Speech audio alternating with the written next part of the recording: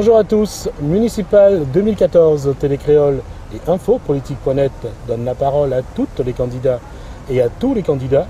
Nous sommes aujourd'hui à Saint-Louis et nous accueillons notre première invitée, Sylvia Gatt. Bonjour. Bonjour. Première question, qui êtes-vous? Je suis Sylvia Gatt, je suis infirmière libérale sur la commune depuis plusieurs années. Je suis mariée, mère de famille et je me présente sans étiquette politique au municipal de mars 2014. Qu'est-ce qui motive votre candidature à cette élection? Le fait de côtoyer quotidiennement par le fait de mon métier la population, cela me donne un regard sur leurs souffrances, sur leurs douleurs, sur leur désespoir et ce qui me pousse à me présenter à ces municipales. Vous avez vu comment ça s'est passé ces dernières années. Quel bilan faites-vous de cette mandature qui se termine? Je ne m'arrêterai pas à la dernière mandature, mais aux deux dernières qui ont été successivement désastreuses l'une que l'autre. Je retiendrai 5 points. Tout d'abord, une gestion douteuse et non transparente. Ensuite, 2 maires mis en examen. Ensuite, une population qui est toujours en souffrance. Des impôts qui n'ont pas cessé d'augmenter depuis plusieurs années. Et également, la ville, Saint-Louis a été élue par une enquête publique, la ville la plus sale de l'île. Est-ce qu'il y a d'autres choses que vous avez relevées? Il manque du dynamisme, il manque au niveau de la sécurité. Il y a beaucoup de choses, il faut revoir au niveau sécurité. Les gens de la ville se sentent en insécurité dans cette ville. Il manque beaucoup d'infrastructures aussi pour la jeunesse. Et voilà. Alors, sur le terrain, justement, qu'est-ce que cette population vous demande? Alors ce qui en ressort le plus, parce que depuis 2 ans que je fais du porte-à-porte, j'ai demandé à avoir une démocratie participative, c'est-à-dire mon programme est fait en fonction des doléances de la population. Et ce qui en ressort le plus, c'est que la population veut un maire et des élus qui soient à leur écoute, qui soient disponibles, qui soient accessibles et que la ville soit également une ville saine, une ville sécurisée, beaucoup au niveau de la sécurité. Il y a beaucoup d'élan au niveau de la sécurité. Et également une ville qui devienne une ville dynamique, attractive. Alors, qu'est-ce que vous allez faire pour atteindre ces objectifs que vous venez de dire là? Avec mon équipe, nous allons mettre en avant les doléances de la population. C'est des doléances simples. La population, nous allons mettre en avant la famille. Notre programme s'articulera autour de la famille. On va mettre la famille au centre de la ville.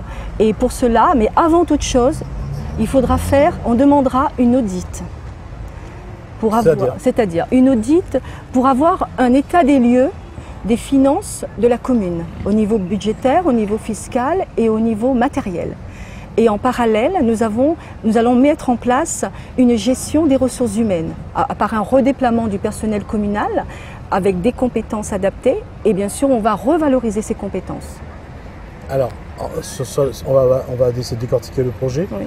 Quels sont les grands axes d'abord? Globalement, quels sont les grands axes que vous avez développés? Voilà. Ce que moi, avant de commencer les grands axes, j'ai un point d'honneur. Je veux rassurer le personnel communal.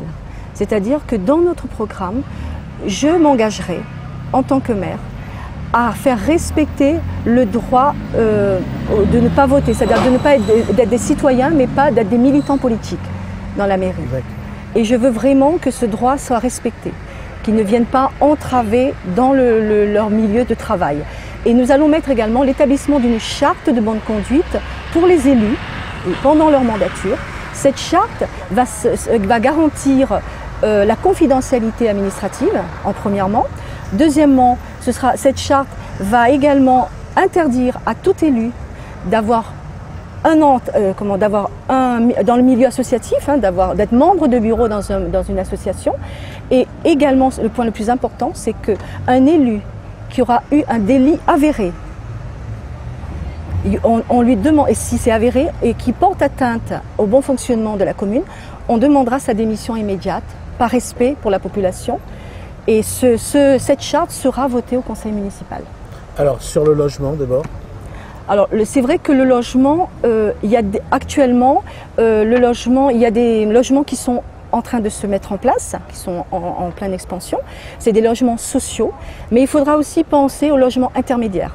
C'est-à-dire que nous allons travailler sur les logements intermédiaires et essayer de faire que Saint-Louis et la rivière Saint-Louis, ne pas oublier la rivière, qu'on met des logements dans les secteurs qui restent de terrains de disponibles, des terrains bâtis de disponibles.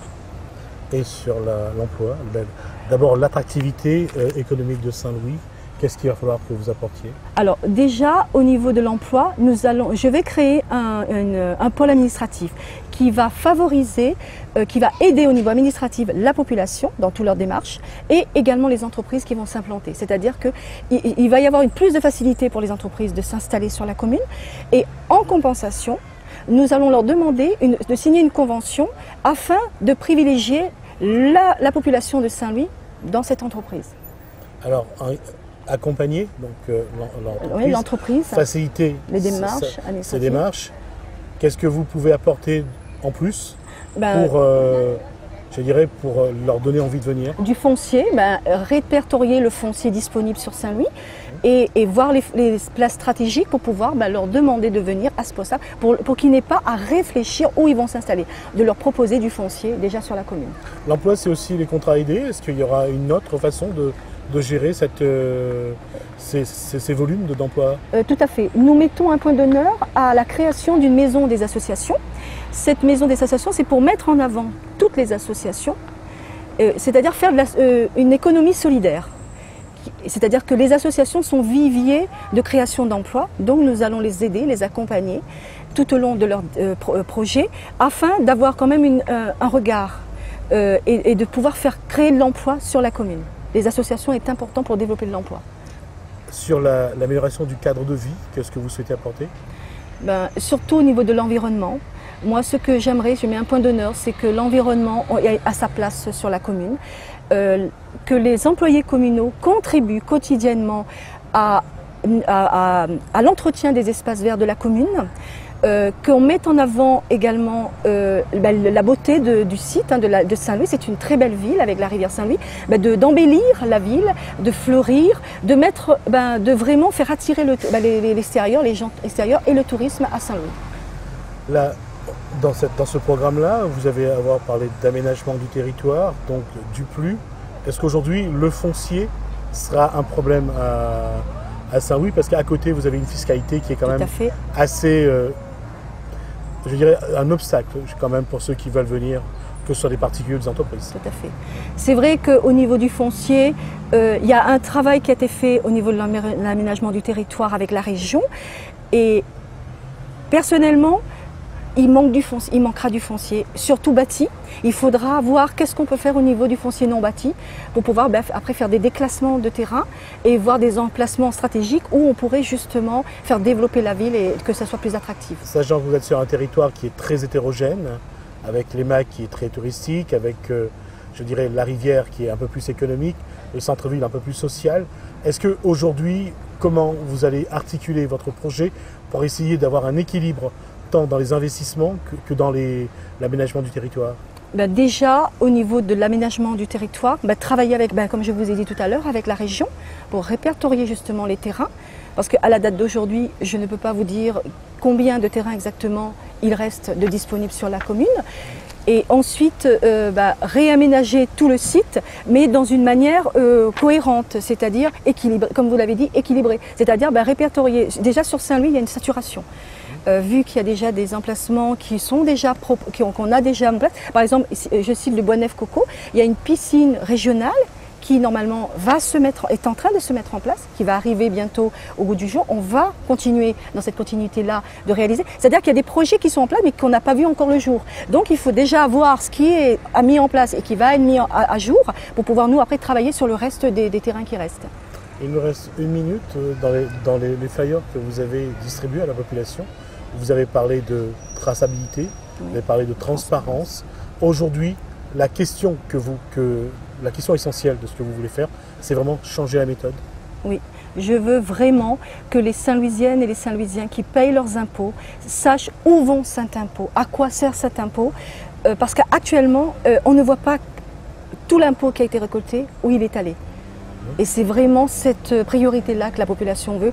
Elle veut vraiment avoir qu'il y ait une transparence totale, une traçabilité, et que l'équipe municipale soit une équipe soudée, qui travaille ensemble et qui travaille avec la population.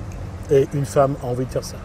Tout à fait. En tout cas, c'est le cas de Sylvie Agathe. Ouais, c'est mon cas et je pense que je suis tout à fait capable de le faire avec une équipe qui est à mes côtés et qui est prête également et qui aime leur ville et qui a envie de faire évoluer la ville de Saint-Louis. Merci à vous d'avoir répondu à nos questions. Nous passons au candidat suivant.